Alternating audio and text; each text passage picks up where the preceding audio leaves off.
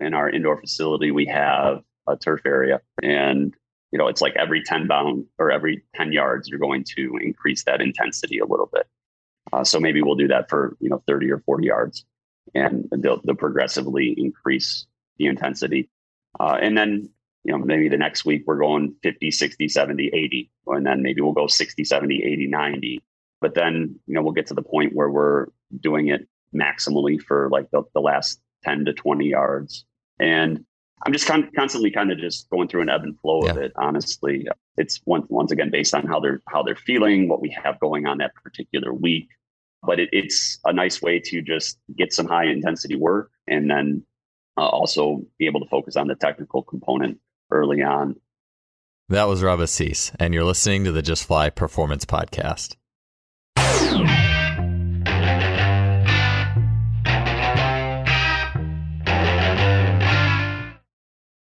Today's podcast is brought to you by our longtime sponsor, simplyfaster.com. There's 2 items I'd like to talk to you about today that you can find in Simply Faster's online store. Whether you're a coach or an athlete, these are both things that you'll find highly useful as tools in your training toolbox. The first is blood flow restriction training methods. And after hearing about blood flow restriction training for years now, as well as the results that athletes are getting with it, especially in, for example, lactate sports like swimming, 100-meter freestyle, and not only hearing of that, but also seeing how much some swimmers had liked that type of training method, I knew I had to start trying it out myself. So I've been utilizing the air bands. I really enjoy it, both the feeling while I'm actually training with them, as well as seeing the visual result of spending time training with the methods and then the strength result. They've been a really cool training tool, and I would definitely recommend checking into air bands. Simplyfaster.com also has B Strong brand blood flow restriction. The second item is the VMAX Pro, and this is a new option for velocity-based training, barbell tracking. It provides valuable load-based data, including speed in all phases of a lift, and it delivers key metrics such as power, velocity, distance, as well as duration of effort. The VMAX Pro system measures any lift you can think of. It's portable, durable, and intuitive. You can check out these 2 items and much more at our sponsor, simplyfaster.com's online store. Let's get on to the show. Welcome to another episode of the show. Thanks for being here. I really enjoy track and field related conversations for this podcast series because it's not really specific to just track and field. No matter where you are on the sports performance umbrella, the blend of power and technique that's always measured by the clock or the tape, how fast did you run, how far did you throw, how high did you jump, it has a lot of value regardless of where you are on that spectrum of coaching, be it strength and conditioning, sports performance, actually coaching track or a sport. There's a lot to learn by studying the process of track and field coaching. Our guest today is Coach Rob Assise. Rob has 19 years of track and field coaching experience, and he's also the owner of the private training business, Re-Evolution Athletics. If you've seen some of Rob's work, you'll realize that his work is this blend of natural learning and natural movement, such as what you might see in basketball or volleyball or football, and then blending that into a little bit more the singular output orientation of track and field events. On the show today, Rob will be talking about his tweaks or adjustments to common plyometrics, such as bounding and skipping, and how he's applied a crescendo style approach to those movements. He'll be talking as well about his recent sprint and jump complexes, his use of asymmetrical plyometrics to improve jump takeoffs and to improve technique. And Rob will also talk with where he's gone with the minimal effective dose style of training. Finally, Rob will speak on his thoughts on tempo style sprinting, which is the ever debated longer repeated sprint training technique in the role of track and field jump training. It's always fun to sit down and chat with Rob, and I really enjoy seeing where his mind goes in the process of track and field, jump, speed, and power training. Let's get on to episode 309 with Coach Rob Assise. Rob, welcome back to the show, man. Last time we talked, I know we did a little kind of mini podcast in the middle of COVID with the isometrics, what you were doing for your own workouts at that point. We had a chat on variability. I'm curious, I think that COVID time, a lot of people did some different workouts, did some maybe different things they wouldn't have normally. I'm interested in coming back to normalcy. Did what you learned in that time impact your training at all? Or maybe just in general, how was this past season for you in terms of, training, what you did, what you might have done a little bit differently, some of the results you got, just an overview of this past track season and how it went? Yeah, so our track season was definitely just ended this past weekend. It was an interesting one. We had an all-time high in terms of numbers. So we had about 160, I think, at one point, which is probably about 60 more than we're used to dealing with. So from a management perspective, that was certainly a challenge, especially early on. So just making sure things were structured that way. And, a lot of it too, one of the big challenges was like we had so many new athletes. So, it wasn't like we could just say, okay, go do this drill, right? There was an insane amount of teaching on the front end. So it was really exhausting, but it also just hugely beneficial from, like there's certainly things like if we do have that amount next year, I think we'll be able to handle it better. And on top of it, we'll have athletes who have been through it. So it'll be a little bit easier where we can give some leadership to our returners.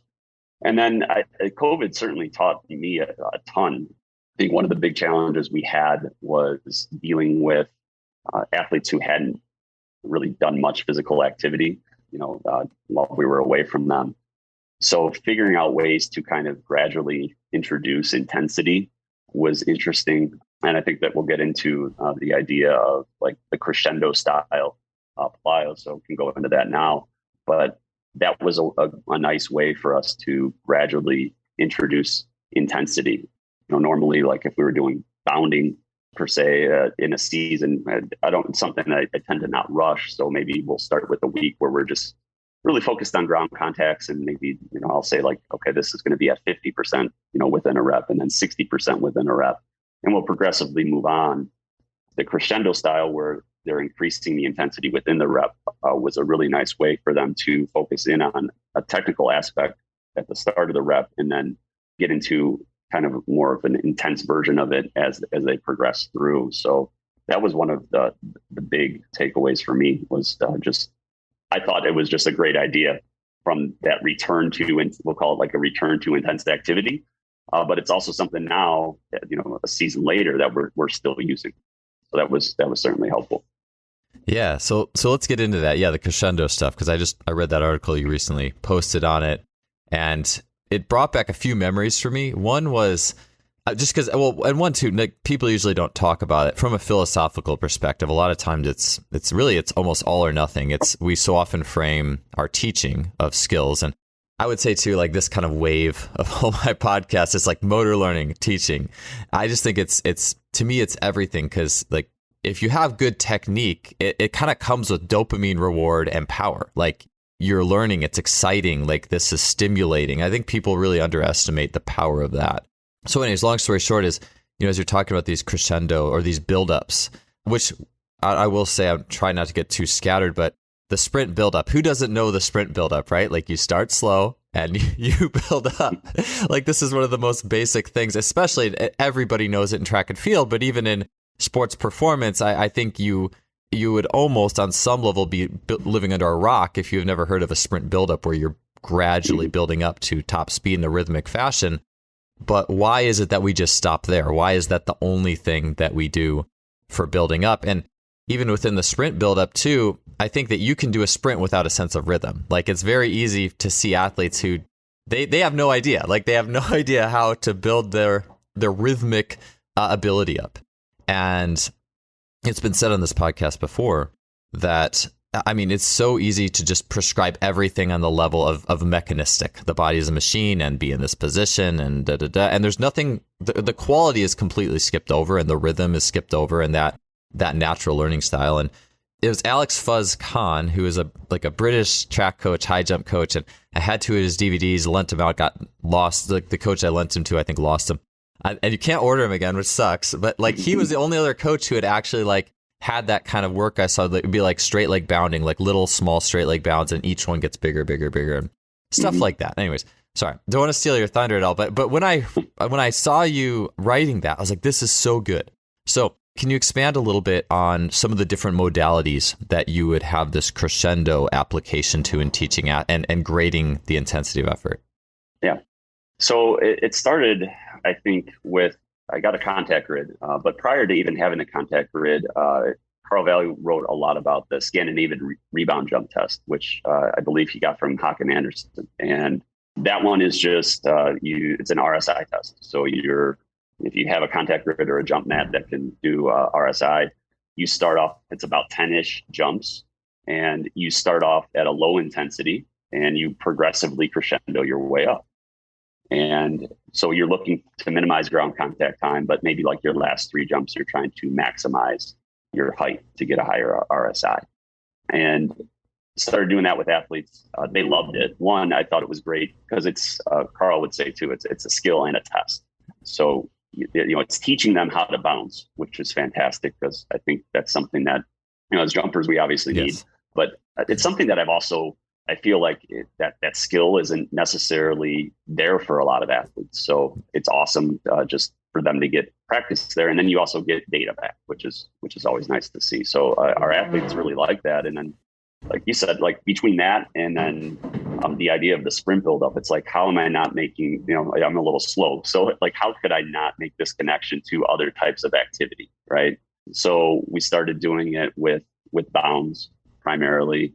And even that, I guess that even fed into like the idea of I think we talked about like the max velocity bleed versus the blast, where, the blast is it's just like a race, and maybe you're doing that for a 30 meter into a fly 10. And then the max velocity bleed, where maybe your approach is a little bit longer, but you're not really putting the accelerator all the way on the ground from the get-go. So you kind of just build into it to try to get a better fly 10 or 20 time, right?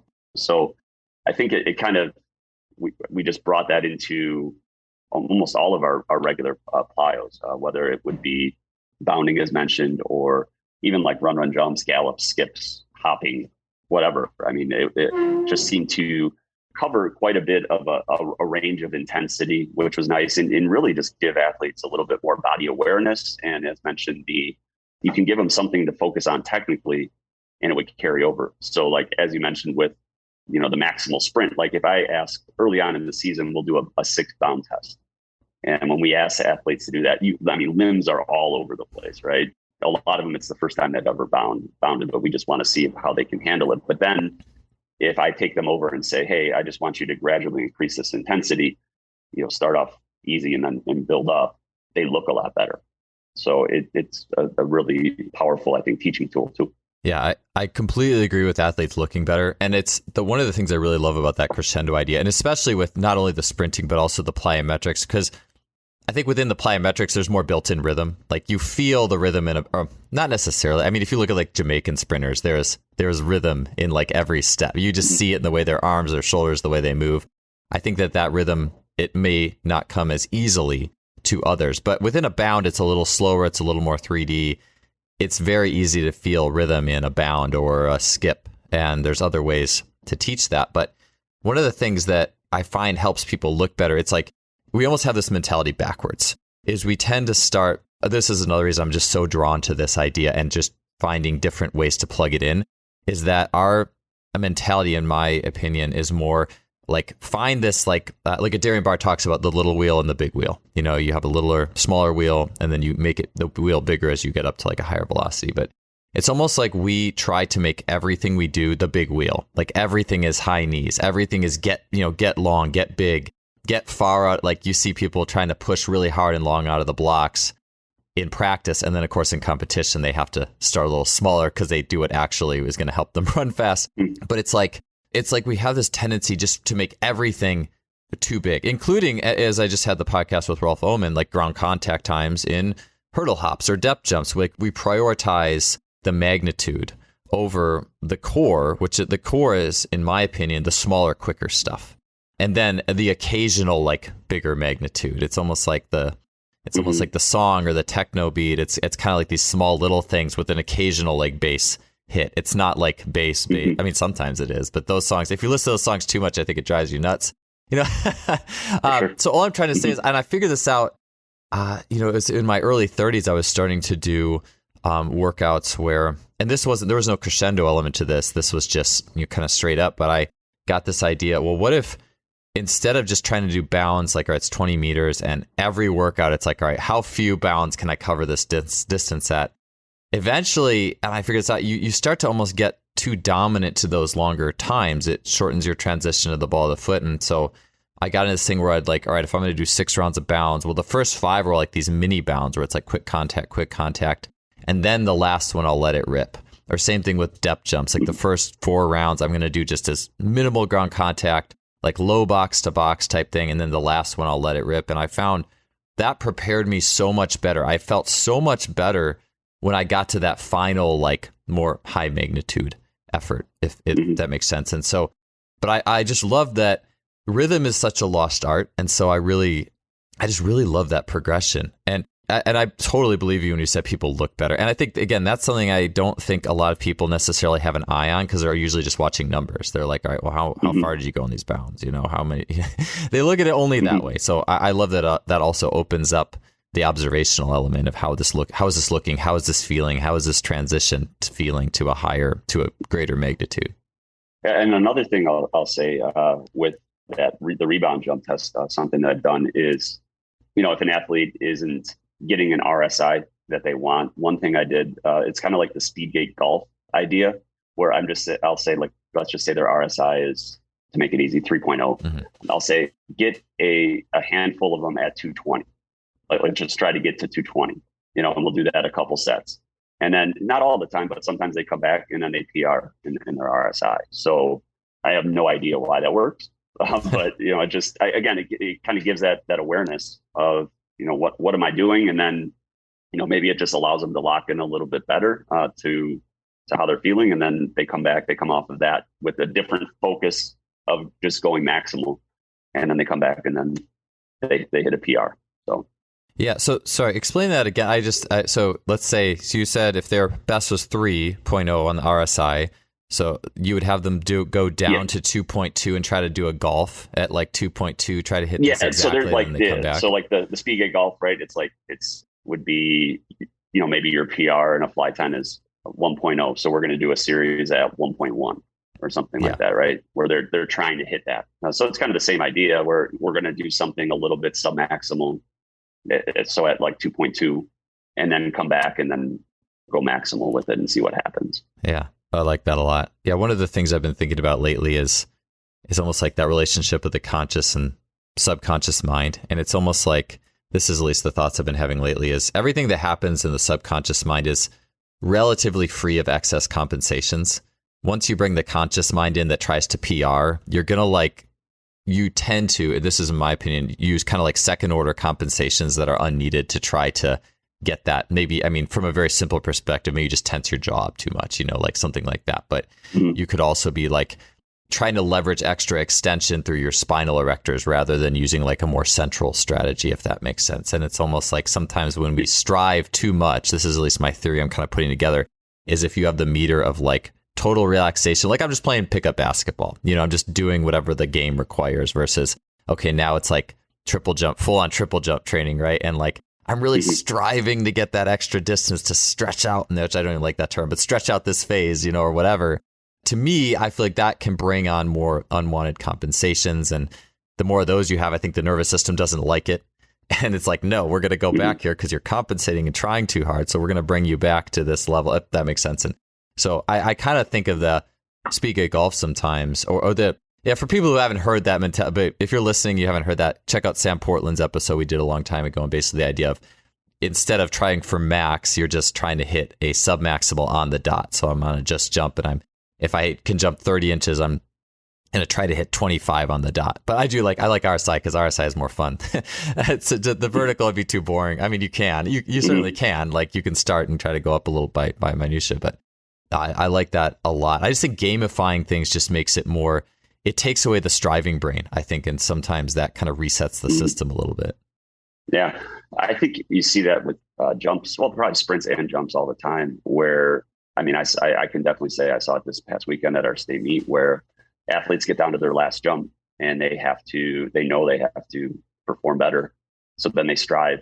And I mean, you see like the head getting thrown back, posture just completely a wreck. And I mean, very rare, like when that happens, I don't think they ever perform better. No. Right. So it's almost like a teaching point. Like, yeah, you're going to have that extra adrenaline, but can you handle it to still execute in a high degree of technicality? Yeah. That there's definitely an art to harnessing that in a way that like I remember even last year working with high jumpers and hurdlers a little bit, especially high jump. I want to do more of this, but I went to an Alexander practitioner, which is like kind of a mind body, like it's more the softer side of things. We had Edward Yu, I think he was Feldenkrais more, but we've had people like Edith Hoyce. She's an Alexander person, just like that, just soft movement side. And you start to look at like, just like looking at people's faces when they're doing high jump, it tells you a lot. like just their attitudes. I think a lot of their attitudes towards how hard they push themselves, like how, if they don't make the bar, like how do you respond? How do you treat yourself from an emotional perspective? And obviously we want to do well, but like, there's this like, do we beat on ourselves? And then there's this versus just being a little more relaxed with the process and taking more of a holistic look at it. It's just really interesting to look at people's faces. I was probably the first year that I actually put the premium on that in some ways, at least in what I was observing versus observing some other elements of things. And I just found that really interesting. I've know a few coaches who are also like Alexander technique practitioners. So I'm interested to learn more about that as I progress on, but definitely there's to learn more about that art of how do you get people more into the correct mental state and sort of like, here's a striving mental state. Maybe you could like have a contrast. Like, I want you to try as hard as you can, like beyond what's good for you. Okay. Now you know what that is. Okay. Now let's like kind of, Charlie Francis, right? Like try 9 tenths on this sprint and try 10 tenths. And like people don't, I think, like you just said with the crescendo, doing those gradations of the skill helps you to know when that was too hard. And that was not going to get you your best result, and actually practicing that rather than leaving it for competition too. Right. Yeah. And we always talk about variability. That's a great way to just change a rep. Okay. Now you're going to really just try to almost like muscle this one. Right. And let's see what happens. Okay. Now just try to be a little bit more relaxed with this rep and see what happens. Are you able to maintain that aggression from rep to rep? Where's the Goldilocks zone for you? Right. Quickly, I wanted to let you know about the chance to try out Performance Herbalism for only a few dollars shipping costs and get one of Lost Empire Herb's flagship products, Pine Pollen, for free. Switching to an herbal emphasis in my supplementation has been a life-changing switch for me. Just as nature is by design balanced and sustainable, I believe that the more natural our diet and our supplementation is, the better. I love and use several Lost Empire Herbs products that boost not only my energy, but also my strength. These include Shilajit resin and the Phoenix formula. You can check those out by heading to lostempireherbs.com/justfly and grab 15% off. If you're on the fence about the power of herbalism, I have a great offer for you, which is that you can get free. You do pay a few dollars shipping, but you can get free pine pollen. Pine pollen is an herbal powerhouse that is a hormonal and energy booster packed with nutrition. It's actually part of the Phoenix formula, and you can get that for free along with the normal shipping fee at justflypinepollen.com. All right, let's get back to the show. Yeah, because I think for some people it actually is like higher. Like I think some people, relative to others, there are some people who will do better using more effort, relatively speaking. But I was definitely, sure. I'm definitely not one of those. I reached my. I think I start trying too hard earlier than other people do when I move personally. So I think there is definitely a spectrum there.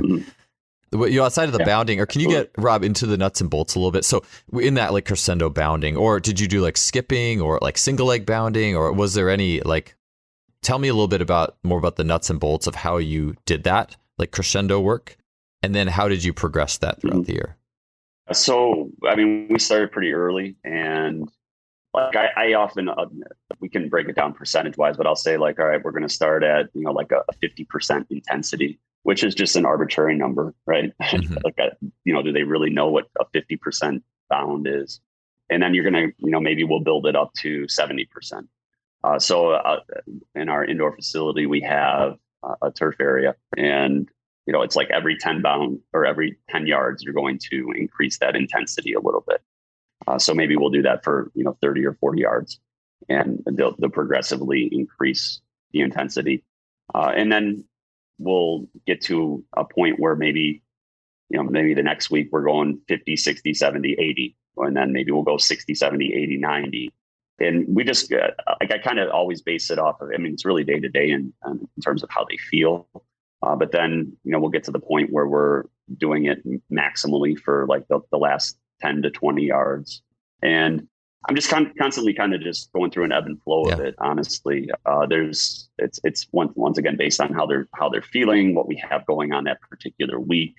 But it's a nice way to just get some high intensity work, and then also be able to focus on the technical component early on. And yeah, I'd say we will do it with skipping. We do it with galloping. We do it with the run jumps. One thing that one of your questions, I'm jumping ahead, but like the plyo that I would want to keep, I think, or like if I had one plyo, I think was one of the questions. One thing I personally need to do more of that I think has a ton of power is the single leg bounds or just hop. Yeah, 100%. I think it's a little more intense than a lot of the beginners that I had can handle this year. But I think that even with the crescendo style, that's something that I'll probably focus in on more moving forward. I think the crescendo style would pair nicely with that, because that's, I think, really it's what we're doing when we're doing a long jump, triple jump, high jump. I mean, that's where I think we can get a lot of gains. So that's something I'll be focusing more on in the future. Yeah. I think if I had only two like kind of plyos on my option list, I think some sort of single leg hop to single leg bound crescendo type deal.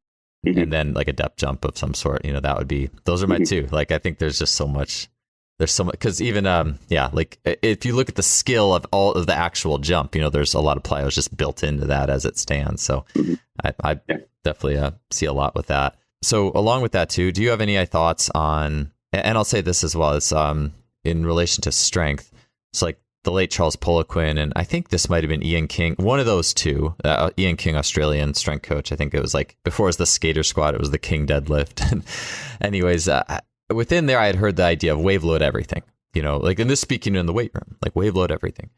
And, it's funny because I hadn't seen that wave loading mentality ever talked about with sport. It was always just the weight room, and it made sense, right? Like you do potentiation, you do French contrast, you like Poliquin talk about a set of 6, set of 1, set of 6. Like you just feel that there's a lot more intention there, and it's just more interesting. And I never really saw that personified or really exemplified in the actual sport practice. Because like track, it's like, all right, we're going to do 3 sets of 3 30s, and they're all fast, right? Like there's not like a wave. There's never, but in my experience in swimming, I saw that, and I would see it when I was at UC Berkeley. I would be out the deck side. I watched like Dave Durden, who's the Olympic men's swim coach. He'd be all the time. I would see this theme of, it's like, okay, you're going to do one swim. Let's say it's 25 or 50 meters, and the next one get better, and the next one get better. And that was like the language. It was get better, and there's so much power in that, because it's like, if you're an athlete, I mean, I get it. If you're only doing like 3 or 4 fly 10s, like, okay, it's only 3 or 4. There's a ton of intention on these. I'll run them as fast as I can, right? But like,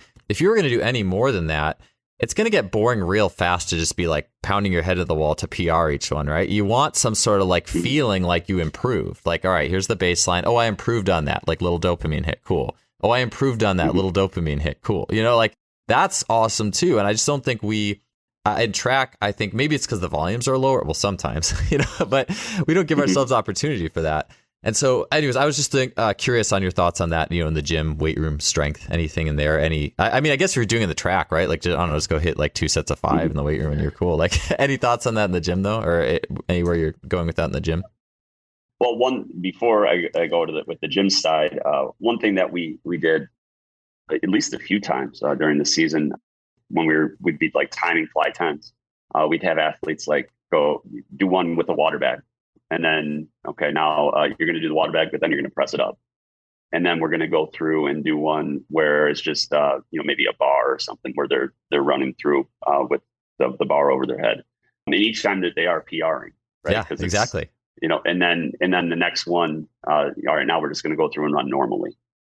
So they're maybe not PRing, but their times are gradually progressing down, yes. Right? So, and you're getting some variability there, and it's just more fun. Yeah. I think at times doing something different. So we would mix that in as opposed to just hammering, a fly 10 every week. So there was some variability mixed in with that. We also have like the exogen sleeves. So for our top end guys, so they would, maybe do a couple with them on. And then after a good period of getting used to them, and then, all right, now you're going to take them off and see what happens. So I think that just manipulating that, so there is that dopamine kind of hit where it's like, okay, I'm getting better. I'm doing something better. I think is something that kind of can keep the spirits high for sure.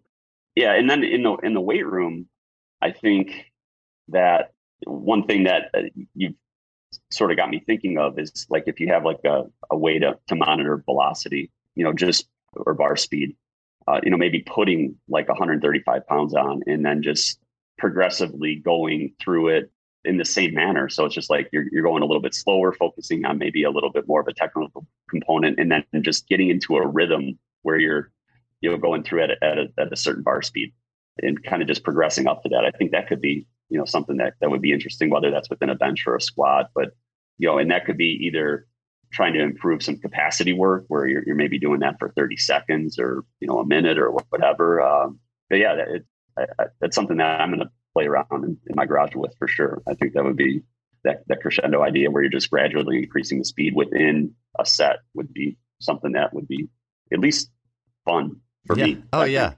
Even for like a warm up too, if I'm just gonna like do 3 sets of 5, maybe the first set is just like a crescendo set where you have a bar speed monitor and it's kind of fun too, because I always enjoy, I mean, I use this like when I'm coaching like sprints or I'm just like speed training in person, like almost all the time I will say like, all right, we're going to do, X amount of sprints, and it's going to be like to get better. Like sprint 1, I want you to leave yourself something on the table. Sprint 2, leave yourself a little bit more. Sprint 3, okay, now you can like I'm always trying to build up to create that, like, it's like a song, like it's like a music. You don't like come out flying with the solo, like the face melter at the beginning. Like you want to build up to that. Like it's like the phi moment or something like that. It's like the mathematical like point in the song. It's like, this is kind of like, this is the apex. And so I'm always thinking about like, all right, I'm kind of building up to this hopeful apex of the workout through this sub-maximal building. And like you said, you're giving variations too that are a little bit slower, and you're allowing for some level of continual PRs throughout, like relative to the session, of course, not all time, but, and that would be almost an interesting,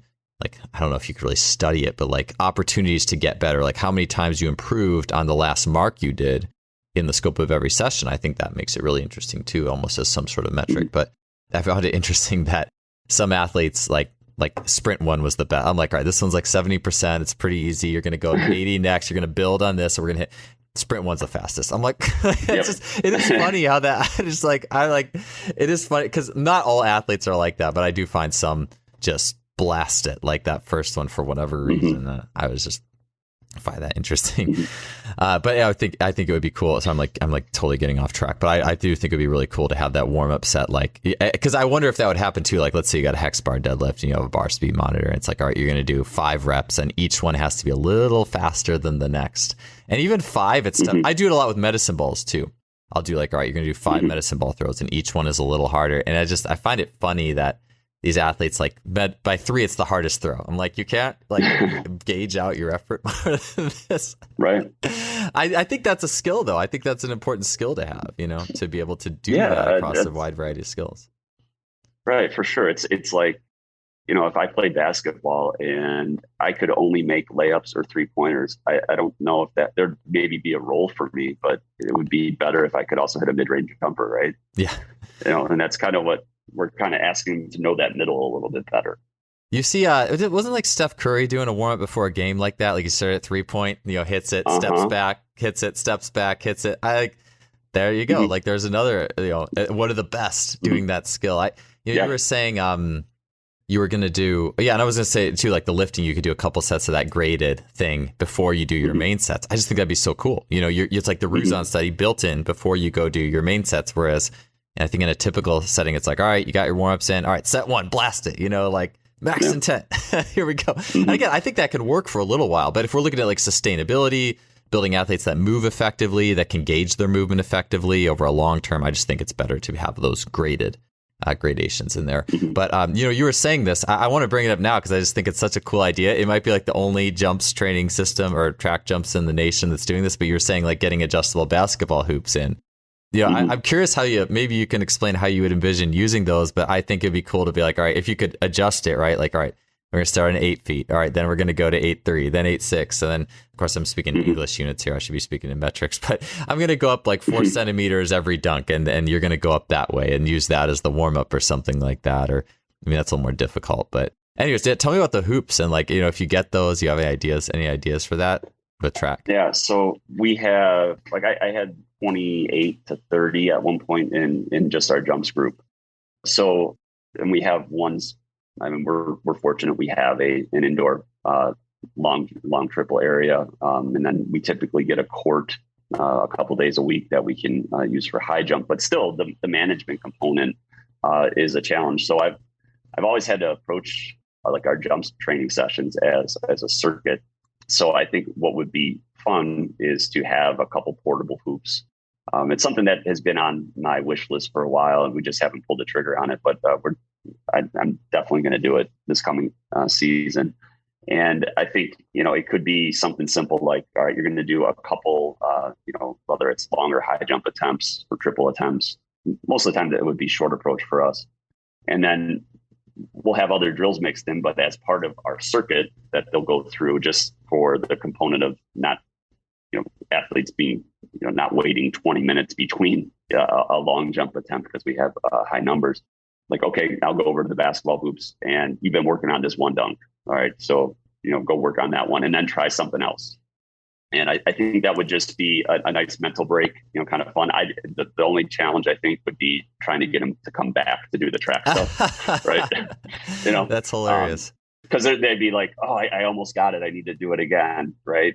So that could be one component where I might have to have like one of our managers be like, no, like you have to, you're buzzed in. Sorry. You got to get out of here and go jump. Yeah. You got your 2 attempts. Right. But I think that would be kind of a nice mental break between sets, something fun. And again, variability, right? It's going to be something, whether it could be, you've been practicing this 2-foot dunk, jumping off 2 feet. You've been practicing 1 foot. Here, I want you to practice on this set. I want you to do the 2-foot one. And then on the next one, maybe you do the 1 foot. So I just think that mixed in, one, I think it'll make more kids want to be high jumpers for us. Yeah. Too. Like, it's like, oh, they get to dunk at practice, right? So those are kind of, I guess, the primary. But then you had mentioned the idea of like a long jump dunk, like, so we could have like a competition who can, on an 8-foot rim, who can take off the furthest away. People would want to do that and not do long jump. Like, you would have a hard time getting them away from it. But yeah, we're going to put it at 8 feet. We have, for us, it'd probably be on turf, but, we'll start off, 5 feet away from the rim. And then we just go back a foot and we see, who the king of the long jump dunk contest is. That would be, I think, amazing. It would be so much fun for the kids. And I would probably have to get on that too. Oh, of course. Yeah. And you have to get a video of it. So, I feel like too, with a big group, like if you had a huge, like if it was like 30 kids, like how do I manage this group? Like in early season, what if it's just like, all right, you guys play 5-on-5 basketball. All right. And then, this group's going to go do some jumps and then we'll switch or something. At least early season, maybe that you could pull that off. I don't know if you had too many kids and didn't know what to do with them all. That could definitely work. And we could make a little, it would just be like a little mini court or something, on that turf area that we have. I think that would be huge. And I know we've talked about that before, but yeah, if I could take, all right, 8 or 10 of you go over here, you're going to be there for this part. And then I'm going to work with this other group on the more technical side of things. That would be a good way to kind of distribute and manage that. And they would have fun. And I'm sure, like, as we talked, they would come off of that little basketball experience. And then if we tested them on something, they would be jumping out of it. Oh, I'm sure. Yeah, absolutely. Like, it's cool to see more and more people posting their results. Like, oh, we warmed up with a game and we got this, Mm-hmm. And those of us who have done it, we see it. Like it's it'll be cool to see more of that. And I think it's tough for some people to want to do that because they want to feel like they have to control all the elements of the warm up. Yeah, here's the parameters. It's the game. Go play. Come back. You're like loaded and ready to go. Speaking of all the complexes stuff, are there any other complexes that you'd like to speak of? Like I saw you, for example, like doing like fly 10s and long jump takeoffs. It's like dunks and long jump take. Can you speak maybe a little bit more on like maybe the fly 10 and the long jump takeoff example of complexes and how you arrived there? Yeah. So, I think in general, like whenever I write up a practice plan, like it's all a complex. So whether it's the complex of the entire unit of practice, like from start to finish, or just, and then those segments that kind of make it up. So I really like with the long and the fly 10, if we're going to have a day where we're doing some max velocity sprinting, the ideal for me is having athletes kind of toggle back and forth between a long jump approach, let's say, and one of the fly 10s. So it's like, okay, you're going to do one or two approaches. Now you're going to go do a fly 10. And then you're going to you're going to constantly go back and forth because you're not going to hit top end speed on the runway. So again, I just think it gives them a little bit better of awareness of, again, just where are you at? What percentage are you at within these different movements? So it's like, yeah, you go blast that out over there. All right. When you come back over here, now you have to be in control, right? There's a targeting component to this. So you got to be a little bit more technical. You got to figure out that maximum velocity that you can handle and still be accurate, right? So there's more precision as opposed to just going crazy between gates. So I think that's the ideal for me. Sometimes management wise, we can't do that, but that would be always my preference. So, if we're doing, 3 or 4 fly 10s, I would like to mix that in with, if our sprinters are doing 3 or 4, maybe my jumpers would only do 3 fly 10s, but I would also want them to do, maybe a total of 6 long jump approaches mixed in with those as well. And that's, I think, probably one of the most powerful things we do. That's been super helpful in terms of just, I think, developing awareness. Yeah, nice. It makes me think a little bit about when Tony Villani was on talking about like football players and who are typically running routes, precision routes, when they're training for the 40-yard dash. He's like, you're trying to learn to run out of control. And it makes me think about like the fly 10. It's like, all right, out of control, long jump approach, sports skill, in control, out of control, in control. And like contrasting that versus like, hey, we're only training speed today. We're only going to be, quote unquote, I obviously want to be in control for your fly, but like, you know what I'm saying? Like we're doing something that's a little more out of control.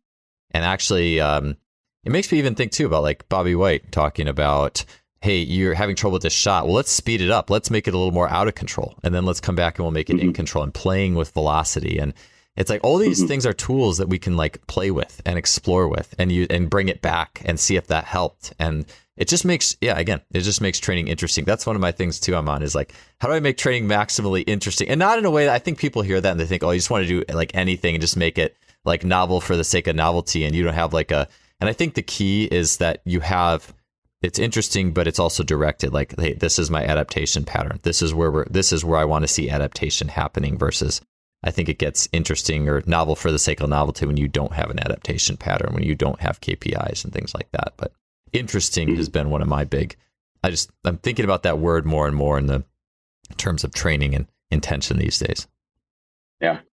You bring up the idea of speeding things up. I had an athlete last season who really didn't matter what he was doing. His right foot would externally rotate almost where it was like perpendicular to the line of travel, right? I mean, it was ridiculous. And it's like, I don't even know how you're doing that. So like, you're going to get some degree of external rotation like that. That's not, this was excessive.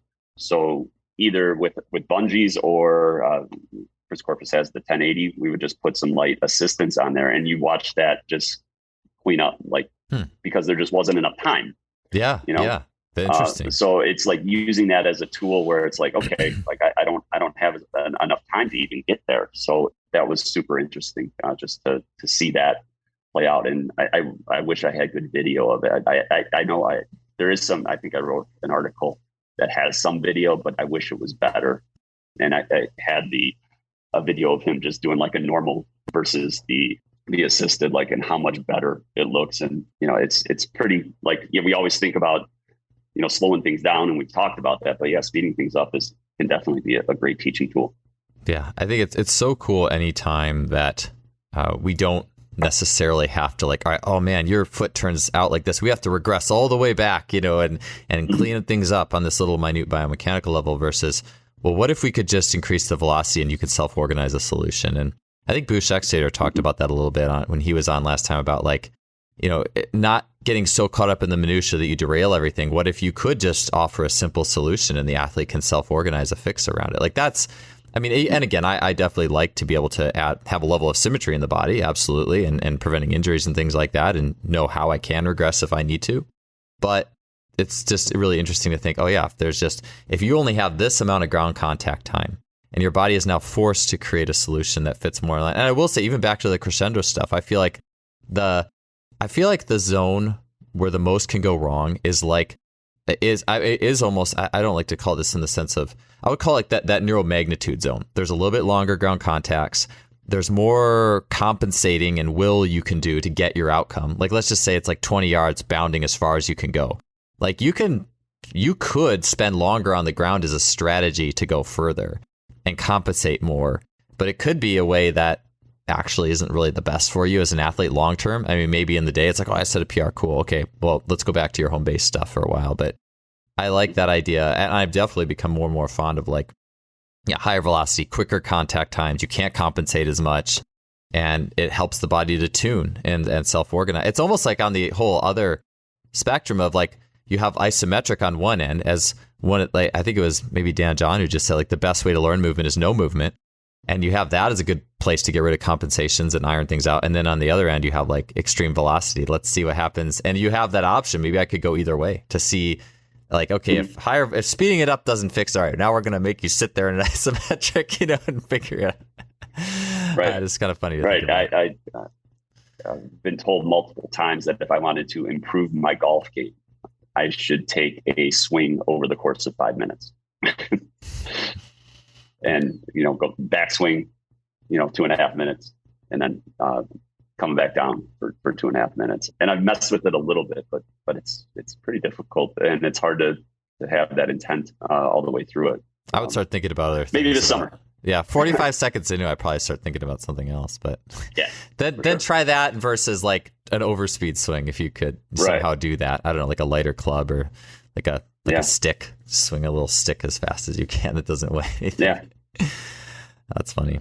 Cool. All right, let's. So I want to chat about minimal effective dose a little bit, because I thought this was interesting. It was, I asked you about how last season was, and one of the things you've been writing about that I thought was interesting is you've actually moved away a little bit from the idea of, like, I guess, pure minimal effective dose. So tell me a little bit about what that looks like, from how your training volumes have progressed, undertraining, overtraining, everything that goes with that. Mm-hmm. Yeah. So this, I tried to get people to understand this is unique to me. So I do think that there's a ton of coaches out there that need to hear the message of minimal effective dose. I agree. That's probably, that's 100% true, and for me, it was the journey of, I started off where we did quite a bit of volume 20 years ago. And, just over the course of time, noticed that there were some athletes that responded really well to it, but I was losing a ton of athletes to shin splints and, those kind of wear and tear type injuries. So we gradually just kept bringing our volume down, and became more minimal and focused more on higher intensity activity. So that was a natural progression for me, just based off of the athletes that we saw. And then I think through, multiple resources, it seemed like other coaches were seeing the same thing. So it was kind of nice to think, okay, like this is not just me. And then when I switched over from coaching girls to guys, so this I think was my 7th season with the guys, I was going to focus strictly on jumps. So when I was with the girls, I was a head coach, and I would also work with high jumpers, but I had never directly coached the jumps. I was sprints, hurdles, and high jump when I was with the girls. So I was going to focus on long triple and high with the guys. So for me, with my past experience as a high jumper, and then what I had noticed with our girl sprinters, I kind of bought into this idea, we're gonna prioritize being fresh, above all else.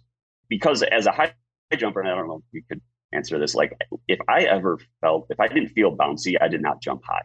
I feel like I could go out and run a pretty good 400 if I didn't feel great. Felt like I could triple jump pretty well if I didn't feel great, but high jump for whatever reason, just if I wasn't feeling it, it just didn't go well for me. So I don't know if then that's my own personal bias, but I was just we're going to prioritize making sure that we're feeling incredibly bouncy.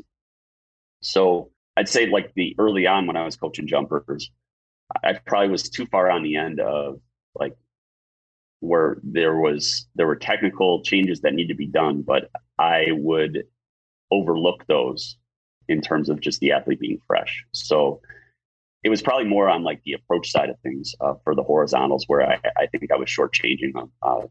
Now I have no problem having an athlete do up to like 10 horizontal approaches in a session, and they can come back the next day and they're fine. Versus early on where, we might only, like I might cap it at like 4, and say that like we're done. So again, I'm picking my spots there. 10 would be kind of on the high end for sure. But I think in terms of just the overall like idea of being fresh and everything, I was probably a little bit too conservative with that. So a lot of the things I haven't changed much. It's just mostly I'd say like we do more approach work, because now I do it more as an acceleration activity as opposed to a max velocity activity. And I think early on I felt like I equated a horizontal approach with a fly 10, and it's just not the case. Yeah. So what do you think about tempo? That's a awkward transition. What do you think about tempo? I mean, I guess when I think about doing more, for me, I guess, and maybe it's just being older, maybe sometimes I input too much of what's going on with my own training at the moment. Like for me right now, I can't handle as much neural work, but I can handle a lot of work outside of that from the lower intensity threshold. But sometimes when I think about doing more, I'm like, well, what about tempo? Like, do you have a tempo day or 2 tempo days? Or what do you think about tempo when the training of your jumpers? Or even sprinters, if you had to expand it to that, what's your current thoughts on that with work capacity, doing more, et cetera, et cetera? Yeah.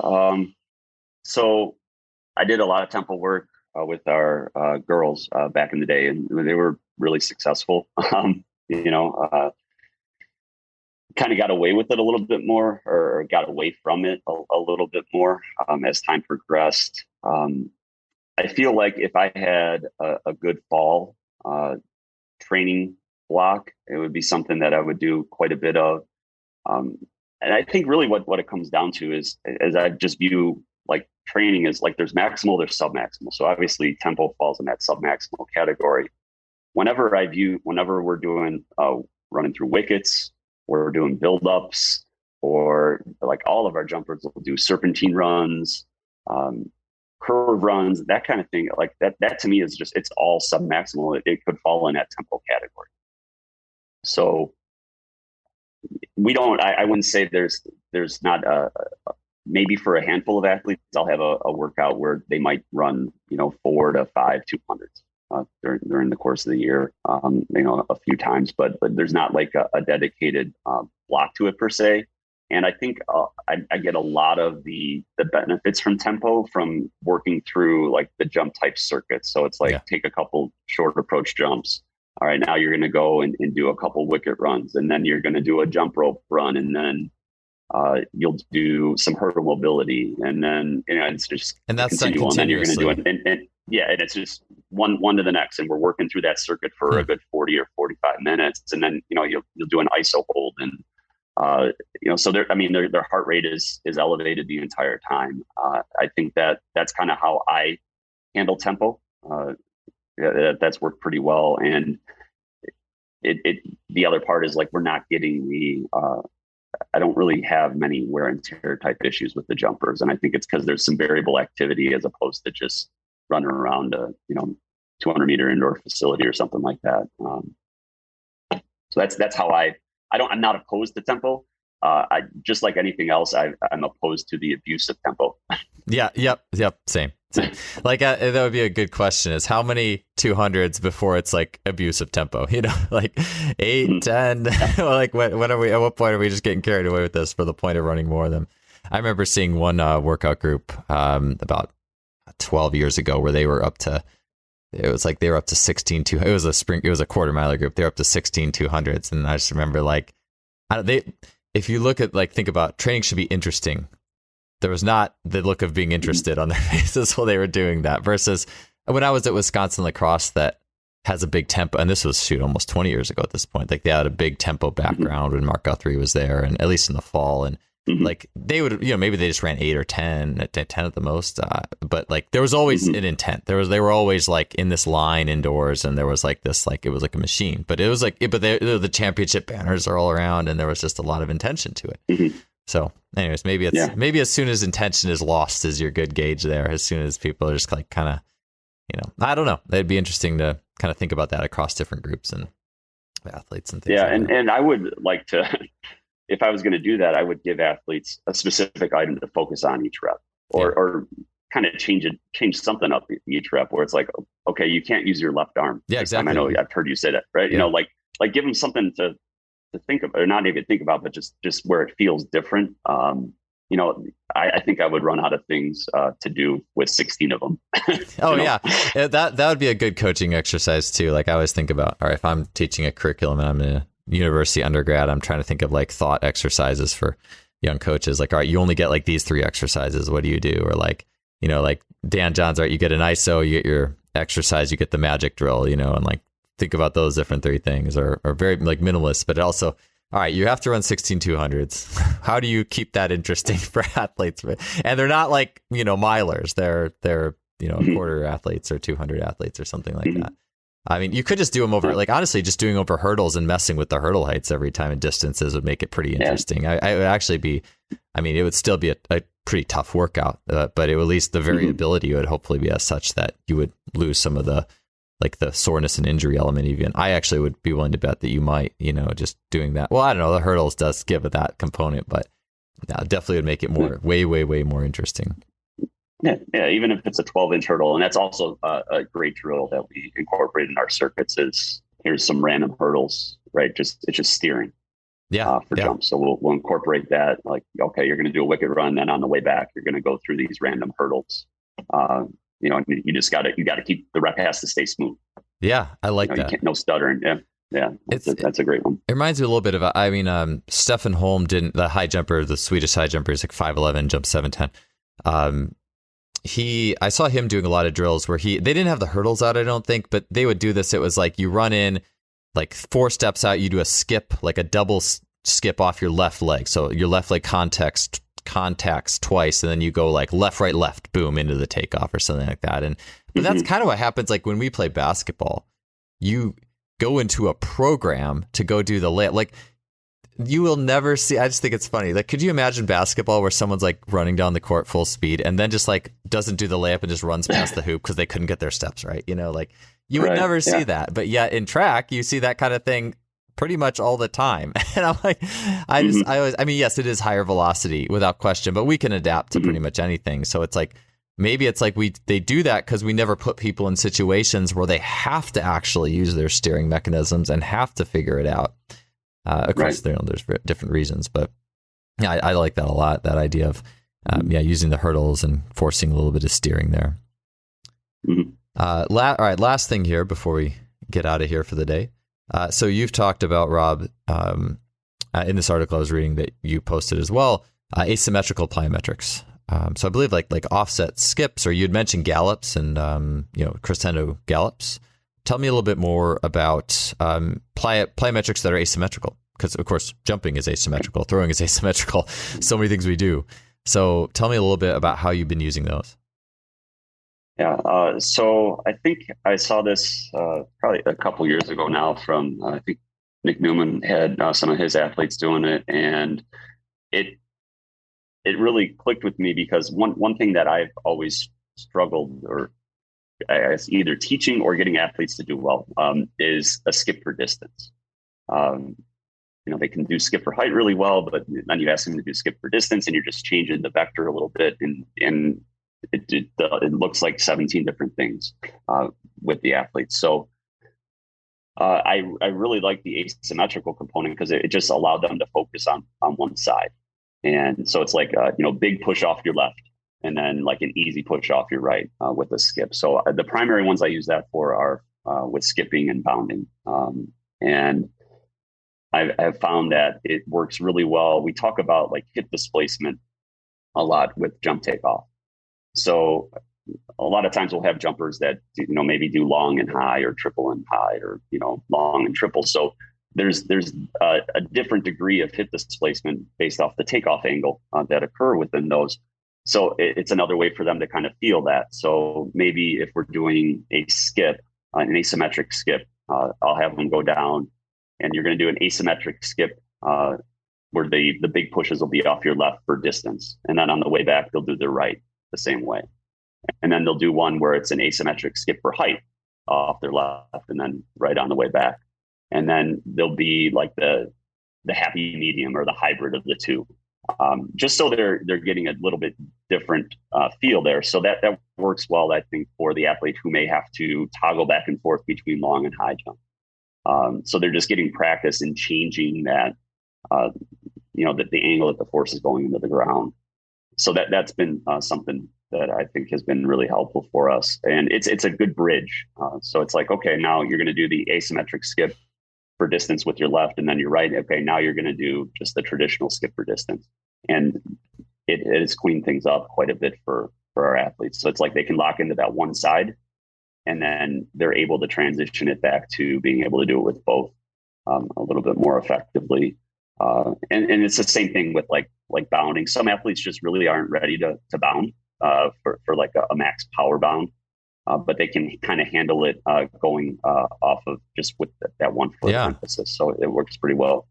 Yeah, that's that's interesting you mentioned that. I was just thinking like, athletes who can't bound, a lot of times the first constraint will be, and I think this might work better for like a wide ISA or more of a muscular, if you will, athlete, is doing like adding a lateral component to the bound. Like it gets them into their midfoot more because they're in toe off and they need to get back.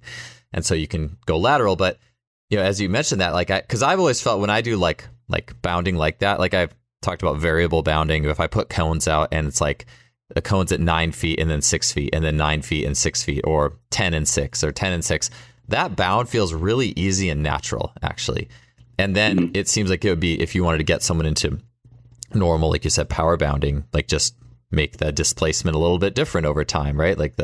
And just spread it out a little bit each week. I think that'd be a really cool way to teach people bounding as well. And I also like too, it just fits with, or the asymmetrical bounding just fits with like a 2 foot jump takeoff, like your second to last foot to lead, or your first foot on the ground is going to be on the ground a little longer, and then your final foot that comes down is pretty quick. It's long, super quick. And then jump takeoffs as well. It's like even single leg jump takeoffs. You might have a short last step, you might have a long last step. There's always going to be this little subtle asymmetry leading in that mirrors whatever that last step was. And I think we don't think about that. We just think about like, all right, same, hit this angle, whatever. Like there's no, we don't pay respect to the rhythms leading up to those final takeoff steps. And especially too, I remember like back in my 20s and then even like my like high school, junior and senior year, I remember what a good takeoff just felt like. Like if I'm going to go and try to put my elbow on the rim or try to get my head close to the rim, you naturally just know the rhythm of what that good jump felt like. And it's like,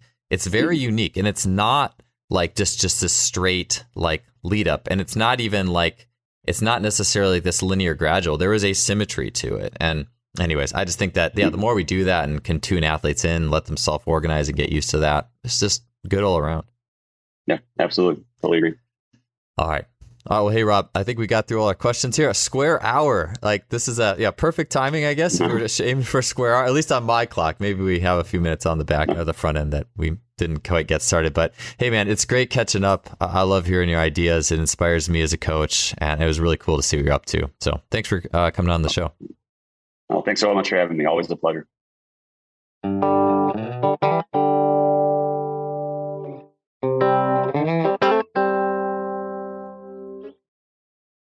Thanks for tuning in to another show.